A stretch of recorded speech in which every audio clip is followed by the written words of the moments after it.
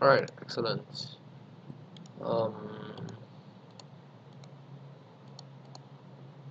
Maybe don't need that high bit rates. I think 2000 is okay. Audio, let's increase it a bit. I hope you can hear me. Okay, I don't think so actually. Let's see whether this works.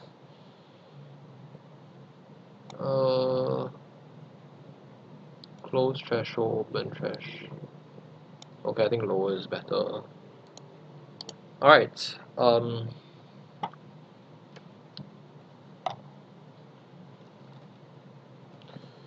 okay, so basically,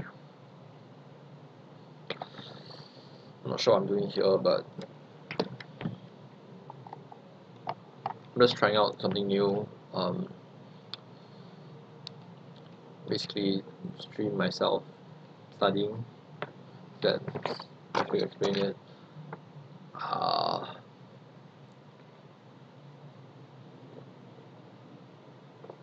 Alright, let's just try it out. Alright, I'm not sure how it's gonna work.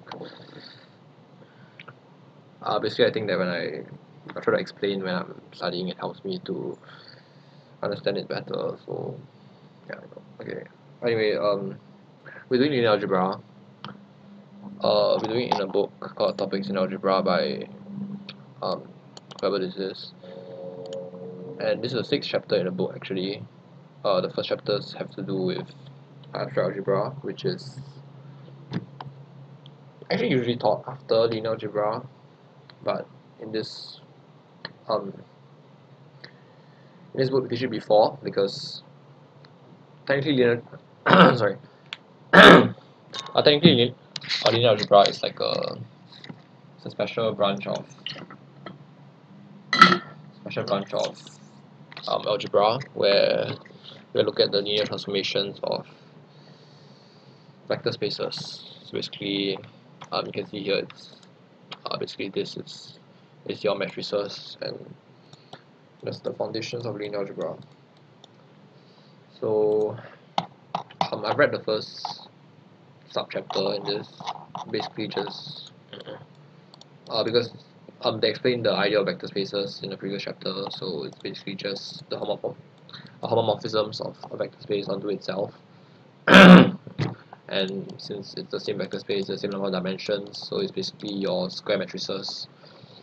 And then it basically satisfies as a vector space and also as a ring with an identity and doesn't have an inverse. It doesn't always have an inverse, but it's a ring with identity, and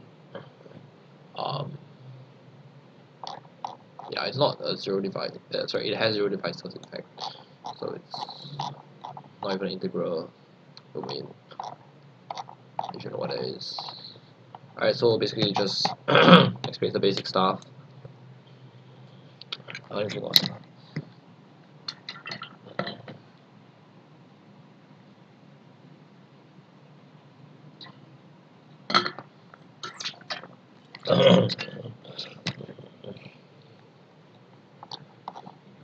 Alright, so and then they talk about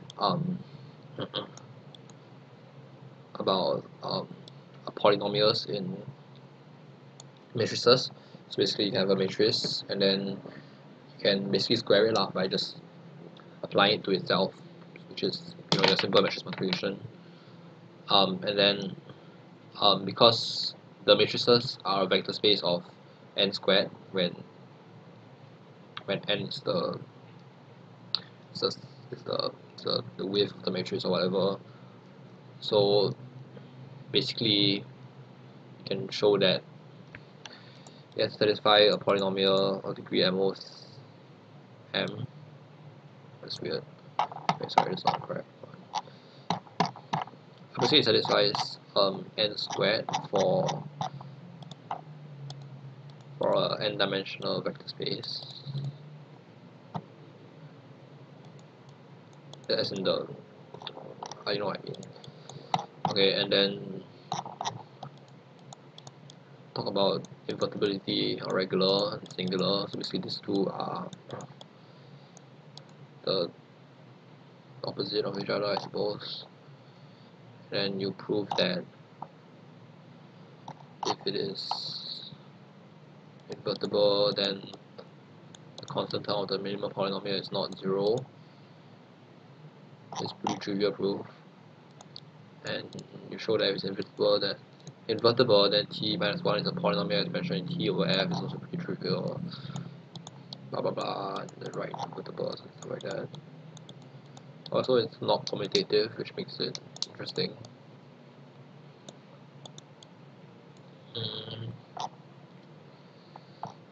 And then you show that basically if it's regular, that means that it maps v onto v. That means that it doesn't map anything onto 0. Okay, and then there's a bunch of exercises, and that's where I stopped last time. Alright.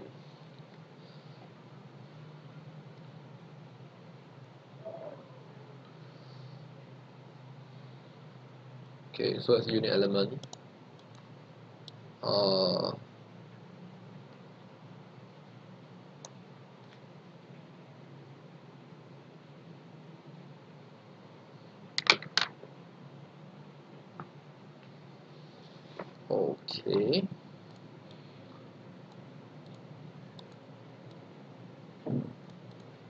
Oh boy.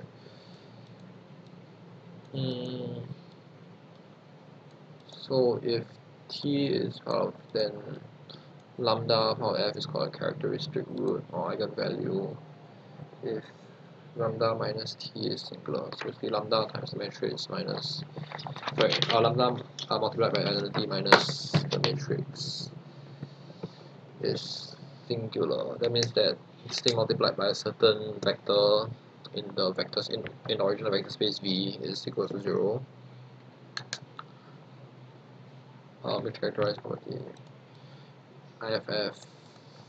Okay, so you can extend it and you get V lambda equals to Vt.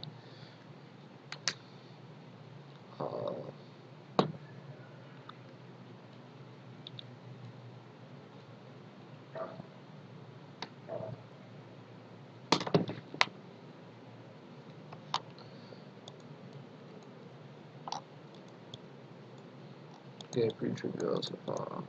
Lambda power of f is characteristic root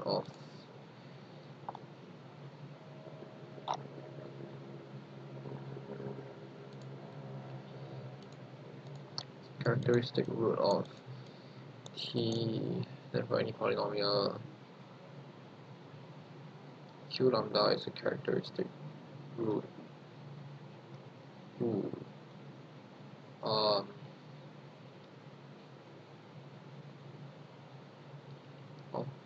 q. Wait, t is.